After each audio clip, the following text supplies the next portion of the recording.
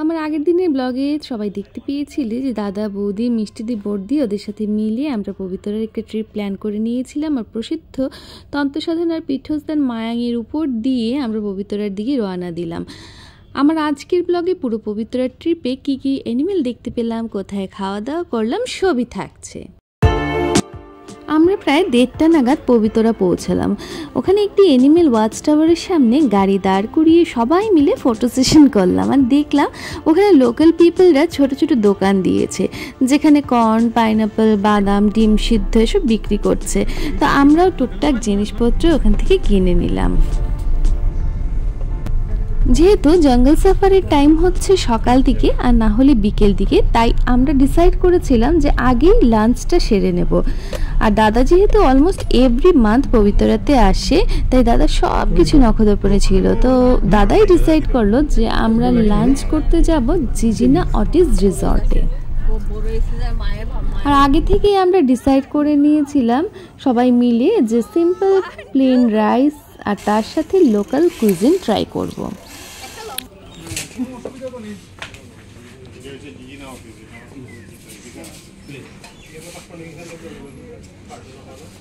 রিসোর্টের পেছন দিকে একটি নদী বয়ে যাচ্ছিল, তো সেটি দেখতে গেলাম আর পুরো রিসোর্টটাই ঘুরে ঘুরে দেখলাম। বেশ সুন্দর রিসোর্ট। যদি তোমরা কখনো পবিত্রা আসো তাহলে পবিত্রা একদম কাছেই এই রিসোর্টটি, তোমরা অবশ্যই এখানে একবার আসতে পারো।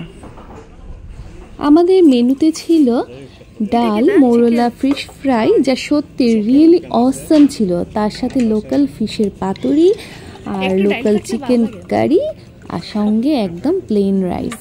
ভীষণ টেস্টি ছিল খাবার দাবার। একবার অবশ্যই তোমরা ট্রাই করতে পারো এখানে এসে। আমার ভালো লাগছে। এটা কি মাছের পাতুরি? এটা তো খাওয়া যায় আর কি, যেমনটা মাছ হয়ে গেছে কিছু নাই। প্লেটে প্রথমে নিয়ে নিলাম ডাল আর সঙ্গে ফিশ ফ্রাইটা। ফিশ ফ্রাইটা অসাধারণ। আর আমাদের শেষ পাতে ছিল গাজর কা হালুয়া। তো দারুণ খাওয়া দাওয়া হলো। এবারে আমাদের রিসোর্ট থেকে আস্তে আস্তে বেরিয়ে যেতে হবে, কেননা জঙ্গল সাফারির টাইম হয়ে এসছে।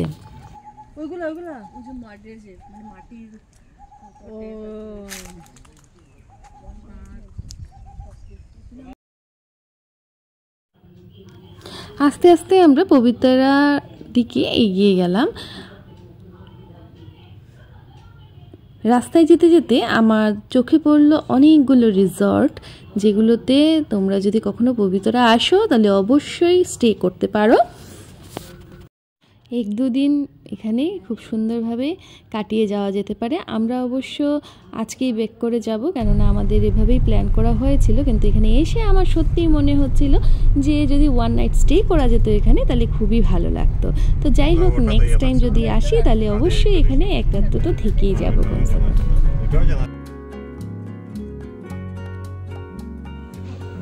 এখানে অনেক সুন্দর সুন্দর ছোট ছোট হোটেল রয়েছে যেখানে ভালো লোকাল খাওয়া দাওয়ার ব্যবস্থা আছে। যেহেতু গুয়াহাটি থেকে ডিস্টেন্সটা খুবই কম, মোটামুটি 50 কিলোমিটারের ভিতরেই, তো তার জন্য রিপন একবার এসছিল আর এখানে এসে এই সব হোটেলেই খাওয়া দাওয়া করেছিল। তো ওই বলেছে যে এখানে নাকি খাওয়া দাওয়াগুলো বেশ ভালোই সার্ভ করে ওরা, আর বিশেষ করে লোকাল কুইজিন যদি কেউ ট্রাই করতে চাও তাহলে এটা বেস্ট অপশন।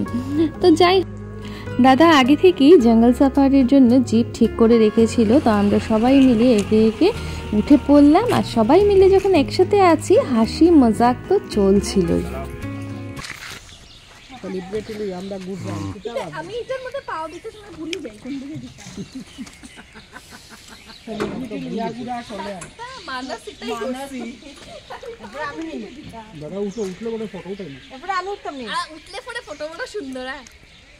আর এটা বলবো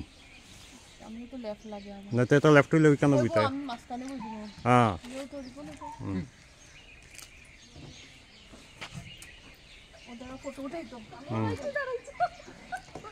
যা যা উঠ, টাটাই উঠ।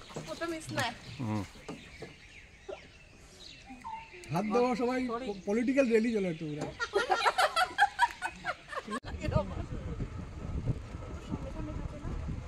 আস্তে আস্তে আমরা জঙ্গলের ভেতর প্রবেশ করতে থাকলাম। পবিত্রা একশিং বিশিষ্ট গন্ডারের জন্য বিশেষ করে ফেমাস। আর মনে মনে আমি ভাবছিলাম যে কমসে কম একটা যাতে রাইনো দেখতে পারি। গাড়ি দিয়ে যাওয়ার সময় দেখলাম ছোট জলাশয়, আর তার পাড়ে রয়েছে বিভিন্ন ধরনের পাখি। উফ, কি যে সুন্দর লাগছিল, কিন্তু একটাই দুঃখ যে আমার মোবাইলের ক্যামেরাতে ওগুলো ভালোভাবে ক্যাপচার করতে পারছিলাম না। আমি সবসময় চেষ্টা করে থাকি যাতে তোমাদের সামনে সুন্দর সুন্দর ব্লগ নিয়ে আসতে পারি। আশা করছি তোমরাও আমার পাশে থাকবে, আমাকে ভালোবাসবে। তোমরা যারা নতুন আছো, আজকে নতুন আমার ব্লগ দেখছো, প্লিজ আমার চ্যানেলটিকে সাবস্ক্রাইব করে পাশে থাকা বেল বাটনটি প্রেস করে তাতে নোটিফিকেশনের অল অপশনটা ক্লিক করে দেবে, যাতে আমার নতুন কোনো ভিডিও আসলে তার নোটিফিকেশন সবার আগে তোমাদের কাছে পৌঁছে যায়। বাচ্চাটা একদম ছোট। এই কিমান দিন পোৱালি হৈছে ৰে? জুনত না? 6 মাহ 8 মাহ হৈছে। এইটুক লাগে। একটা কিউট হাতি আর তার বেবিকে দেখলাম। জন্ম হয়েছিল 23 জুন। তো ওখানে অনেক হাতি দেখতে পেলাম, কিন্তু পবিত্রা হাতি তেমন একটা নেই। এখানে বেশিরভাগই সব ডোমেস্টিক ছিল।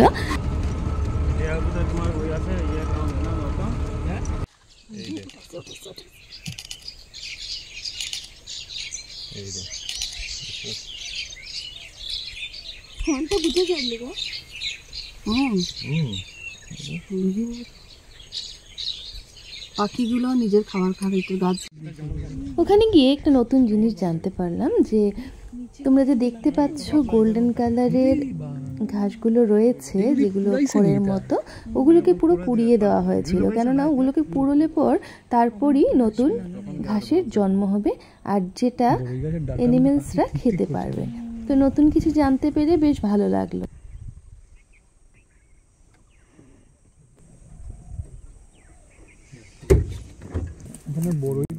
পবিত্রার জঙ্গলে বড় বড় অনেক গাছ ছিল, আর তারপর হঠাৎ করে লক্ষ্য করলাম যে সবগুলোই কুল গাছ। বেশিরভাগ মানে পুরো জঙ্গলটাতে কুল গাছে ভর্তি। আর যেহেতু এই সময়টা ছিল কুল পাকার সময়, একদম লাল টপটপা কুল গাছের মধ্যে ধরে আছে, কিন্তু ওগুলো পাড়ার কোনো পারমিশন ছিল না আর কি। ওগুলো আমরা গাছ থেকে পেরে খাওয়ার কোনো পারমিশন ছিল না। দেখে দেখে এতটাই লোভ লাগছিল কি বলবো। এই যে এর ভিতরে ঢুকছে, ঢুকে গেছে না?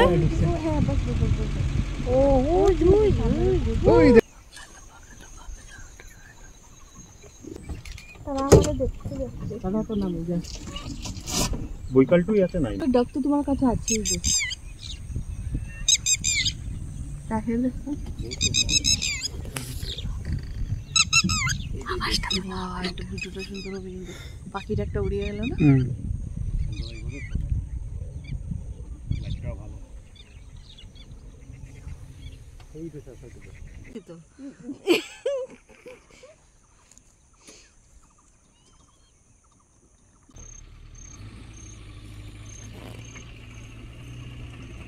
কিছুক্ষণ আগে আমরা গোল্ডেন জ্যাকেল দেখতে পেলাম, তারপরই আমরা ওয়াইল্ড বাফেলো, তাছাড়া ওয়াইল্ড বোর, মানে অনেক ধরনের অ্যানিমেল আমরা দেখতে পেয়েছি। আর বিশেষ করে যেটা দেখার জন্য মানে আমি খুব বেশি এক্সাইটেড ছিলাম, সেটা হচ্ছে ওয়ান হর্ন রাইনো, আর যেটার জন্য পবিত্রা ফেমাস। তো অনেকগুলো রাইনো আমরা একসাথে দেখতে পেরেছি, মানে একসাথে ভাবে বিভিন্ন জায়গায় বিভিন্নভাবে অনেক রাইনো দেখতে পেরেছি।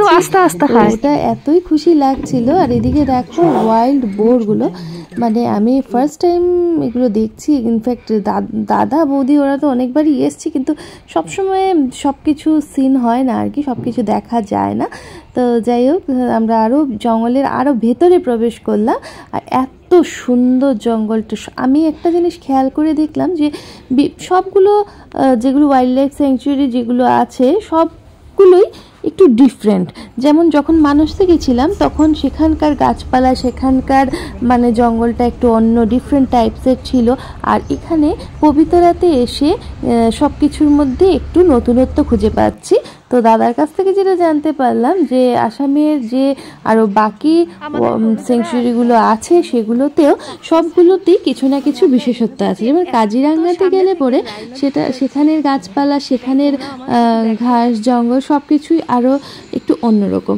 তো সব জায়গাতেই একটা নতুনত্বের ফিল আসে। আর এদিকে দেখো গন্ডার জল খেতে এসছে, তো যেগুলো দেখছি না, এদিকে একটা হঠাৎ করেই চোখের সামনে দিয়ে একটা ফক্স চলে যাচ্ছিল। তো এত মজা লেগেছে না এগুলো দেখে। আর একটা দুটো মানে কি ঘুরতে ঘুরতে যখন ওগুলো হঠাৎ করে চলে যায় তো ওগুলো ক্যাপচার করাটা খুব মুশকিল হয়ে যায়। তো সবসময় ক্যামেরাটাকে একদম অন রাখতে। গুড়ি গেছে না? হঠাৎ করেই আবার একটা দৃশ্য দেখতে পেলাম যে কয়েকটা রাইনো রাস্তা ক্রস করছিল। দেখে যতটা এক্সাইটেড না ছিলাম, ভয়ও ততটাই লাগছিল। কেননা রাইনো যদি একবার তাড়া করে তাহলে আর আমাদের বাঁচার কোনো উপায় নেই। এত ভয় লাগছিল, কিন্তু কীরকম একটা অন্য ধরনের ফিল হচ্ছিল সেটা বোঝাতে পারবো না আমি।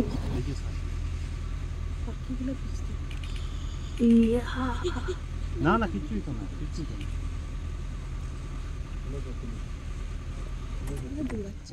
এখানে গেম করি।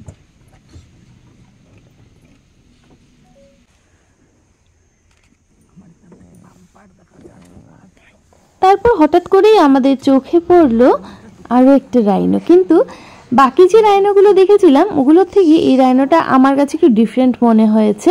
একদম মনে হচ্ছিল যেন উনি স্নান টান করে একদম তেল দিয়ে ভালোভাবে ফিটফাট হয়ে এসছেন। এতটাই ক্লিন আর কি, এত সুন্দর। একটু ডিফারেন্ট কালারটাও আমার কাছে মনে হচ্ছে একটু ডিফারেন্ট। আমি যতটুকু পারছি ক্যামেরাটাকে জুম করে তোমাদেরকে দেখানোর চেষ্টা করছি, যেহেতু এটা মোবাইলের ক্যামেরা সেই ক্যাপাসিটিটা এটার মধ্যে নেই। কিন্তু দাদা অনেক সুন্দর সুন্দর ফটো তুলেছে এই রাইনোর, তো ওগুলো সব তোমাদের সাথে শেয়ার করব। তো এবারে জঙ্গল সাফারির পার্টটা তো আমাদের শেষ হয়ে গেছিলো, আমরা খুব খুশি ছিলাম এত কিছু অ্যানিমেল দেখতে পেরেছি বলে। আর এদিকে আমরা এবারে একটা ঝুলন্ত ব্রিজের উপর দিয়ে যাব বলে ডিসাইড করলাম। মানে এখানে একটা সুন্দর দেখেছি একটা হ্যাঙ্গিং ব্রিজ রয়েছে। আর তবে টাইমিংটা ছিল 4টের সময় এটা বন্ধ হয়ে যায়, কিন্তু আমাদের একটু দেরি হয়ে গেছে। তো আমরা একটু রিকোয়েস্ট করার পর আমাদেরকে কিছুক্ষণ এই ব্রিজের উপর দিয়ে উপরে থাকার একটু পারমিশন দেওয়া হয়েছিল। বেশ ভালো লাগছিল। অনেকটা রিলস আমরা বানিয়ে নিয়েছিলাম। আমরা 3 বোন আর বৌদি মিলে বেশ মজা হয়েছিল। রিপন অবশ্য পরে এসে যোগ দিয়েছিল। সব আমার লোকে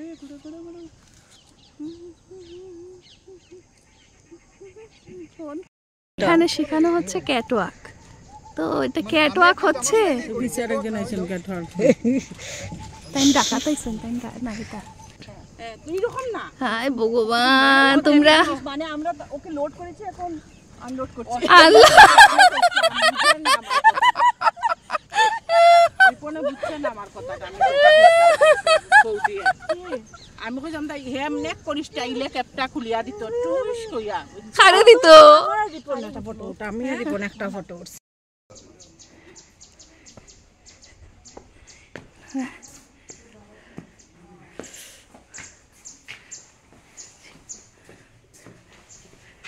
এখানে কি আমরা চা খাবো এখন?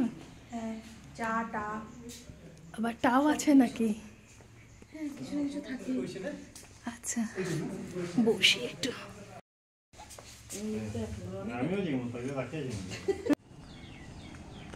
বাস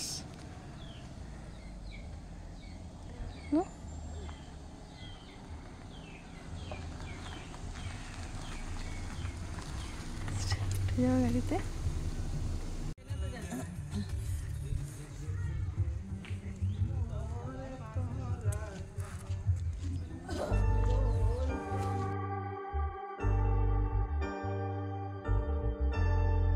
পবিতারাকে বাই বাই বলে আমরা আবারও রওনা দিয়ে দিলাম গুয়াহাটির উদ্দেশ্যে। আর যাওয়ার পথে আমরা একটু সর্ষের তেল কিনে নিলাম। এখানে দেখলাম বেশ সুন্দর কাচ্চিঘানি সর্ষের তেল, যেটা পিওর মাস্টার্ড অয়েল, সেটা বিক্রি হচ্ছিল। দাদাই এটা সন্ধান দিল, কারণ দাদা আগে বলেছিলাম সবসময় এখানে আসতে থাকে।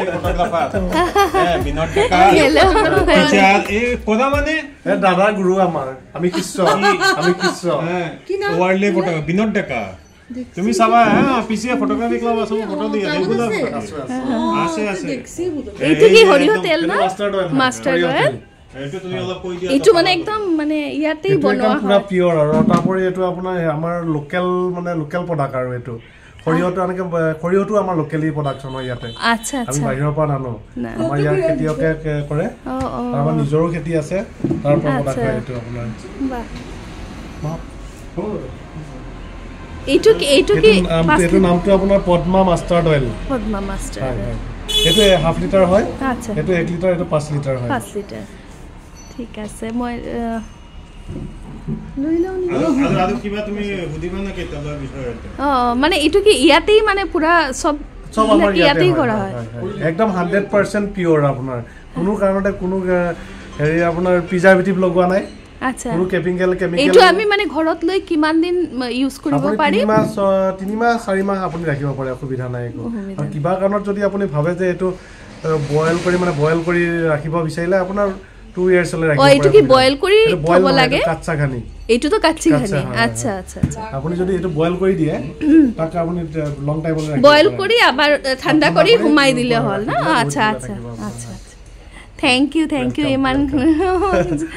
ইমান তো নাজানো নহয় ঠিক আছে দিয়ক মোক এটো মস্তি সিল 130 কে লিটাৰ 130 পাৰ লিটাৰ কিন্তু টায়াৰ মানে চেঞ্জ হৈ থাকে এইটো চেঞ্জ হৈ থাকে আচ্ছা আচ্ছা যেতিয়া সিটটোৰ দাম বাঢ়ি যাব লগে লগে তেলটোৰ দামো বাঢ়ি যায় দেৰি হৈ থাকে আৰু ই আৰু আচ্ছা হয় ঠিক আছে দিয়ক তেনেহলে মই লৈ যাম হয় হয় 3 লিটাৰ 2 লিটাৰ দি দিয়ক আপুনি মোক ঠিক আছে ভাল পাব খাই হয় ঠিক আছে আকৌ আহিম দি দাদাক প্ৰেছাৰ দি থাকিব মই কলো আৰু আপোনাক এটো ডিমান্ড দিব পাৰো একদম কমিশন দিব লাগিব আজকের জন্য সবাইকে এখানেই টাটা সবাই খুব ভালো থেকো সুস্থ থেকো নেক্সট ব্লগে আবারও দেখা হচ্ছে